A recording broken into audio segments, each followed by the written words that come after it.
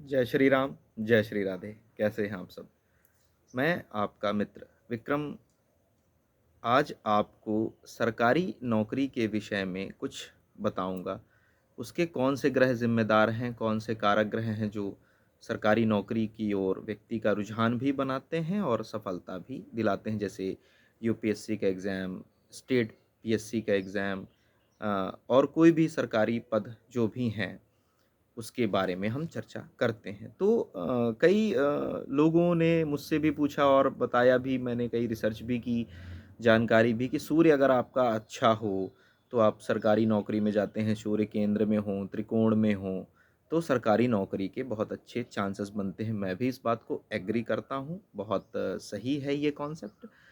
सूर्य अगर आपका अच्छा है तो आपके अंदर विल पावर अच्छी होगी, सरकार के क्षेत्र से आपको बहुत अच्छा बेनिफिट भी मिलेगा, सफलता भी मिलेगी, तो ये तो एक कॉन्सेप्ट हो गया। पर क्या सिर्फ़ एक अकेला सूर्य आपको सरकारी नौकरी देने में सक्षम है? ध्यान दीजिएगा मेरी बात को, सूर्य अगर अथॉरिटी हैं, तो शनि रिस्पॉन्सिबिलिटी हैं।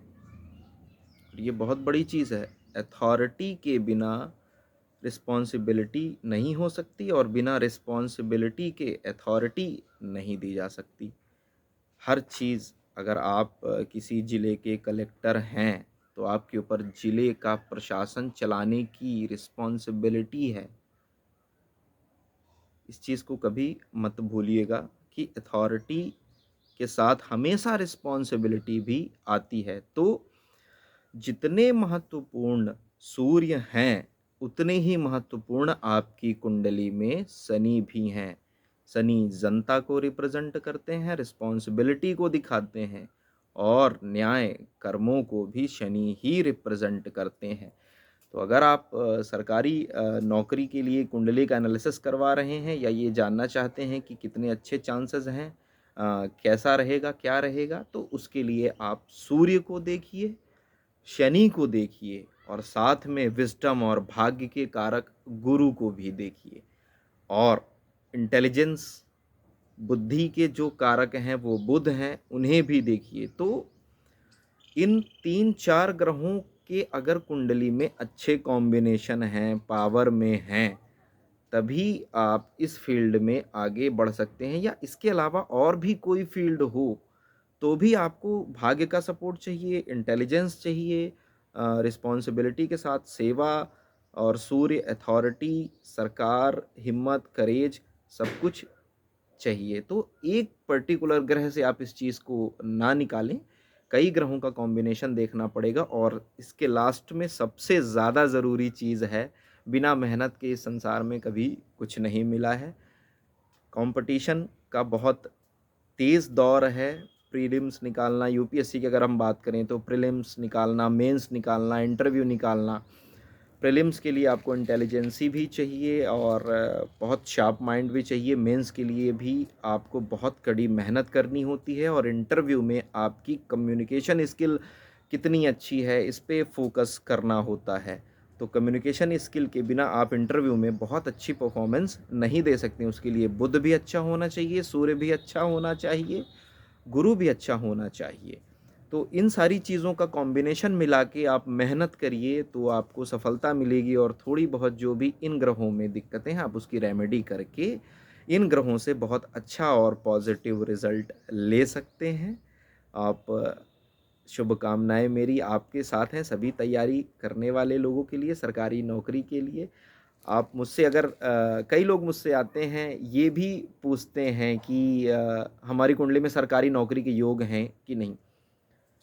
मेरी सरकारी नौकरी लगेगी कि नहीं? या मेरी शादी होगी कि नहीं? बच्चे कितने होंगे? ये सवाल आप अगर एक ज्योतिषी से कर रहे हैं, तो आप खुद सोचिए, क्या कोई और ये आपको 100% श्योर होके कह सकता है कि बस आपकी सरकारी नौकरी लगेगी? मान लीजिए मैंने आपको कह दिया, आपकी सरकारी नौकरी के योग हैं, आप मेहनत करिए तब आपका सिलेक्शन होगा। लेकिन अगर मैंने ये कहा कि आपकी सरकारी नौकरी के योग हैं और आप सिर्फ घर पे आराम करें, बिल्कुल मेहनत ना करें, पढ़ाई ना करें, उस चीज़ के प्रति लगन आपके अंदर ना हो, डेडिकेशन ना हो, कर्म ना हो, तो क्या आपकी सरकारी नौकरी लगेगी? क्या आप ये कह सकते हैं कि ज्योतिषी ने हमें कहा था कि हमारी कुंडली में तो सरकारी नौकरी है और बस हमारी तो नौकरी लग जाएगी, अब आप कुछ मत करिए बिना कर्म के। तो बिना कर्म के तो कुछ हो ही नहीं सकता। चौपाइयाँ भी हैं, कर्म प्रधान विश्व रचि राखा, जो जस करहिं तस फल चाखा। तो कहने का मतलब है कि ज्योतिष का सहारा लें उन चीज़ों में आगे बढ़ने के लिए, पर सिर्फ ज्योतिष पे डिपेंड ना हो जाएं, क्योंकि अकर्मण्य व्यक्ति कभी भी जीवन में कुछ हासिल नहीं कर सकता। अगर मैं ये कहूँ कि आप भोजन भी करते हैं तो आपको भी अपने हाथों को कर्म करवाना पड़ता है, दांतों को कर्म करवाना पड़ता है, भोजन को मुख में लेना पड़ता है, भोजन पकाना पड़ता है, तो एटलीस्ट भोजन पकाने की मेहनत तो करिए। पेट में तो भोजन आपका सहजता से जा नहीं सकता है। कई लोग मुझसे पूछते हैं, ये बताया है ऐसा, मैं भी यही कहता हूँ पहले आप मेहनत करें, कर्म पे विश्वास रखें और थोड़ा बहुत ज्योतिष का भी सहारा लेंगे। सिर्फ ज्योतिष पे ही डिपेंड ना हो जाएं, क्योंकि बिना कर्म के कुछ भी नहीं होगा। तो इसलिए ज्योतिषी से सही सवाल पूछेंगे, तरीका पूछेंगे कि मुझे सरकारी नौकरी में जाना है, तो आप वो तरीके बताइए कि मैं क्या ऐसा करूं जिसके माध्यम से मैं वहां तक पहुंच सकूं। ये सही तरीका होता है ज्योतिष को समझने का। ज्योतिष हमें आईना दिखाती है, ज्योतिष ज्योति, आप इसका सहारा लेके अपने जीवन को बहुत अच्छा बना सकते हैं, कार्य कर सकते हैं। तो अंधविश्वास में ना पड़ें और अंध अविश्वास में भी ना पड़ें। सोचें, समझें और फिर निर्णय लें। जय श्री राम, जय श्री राधे।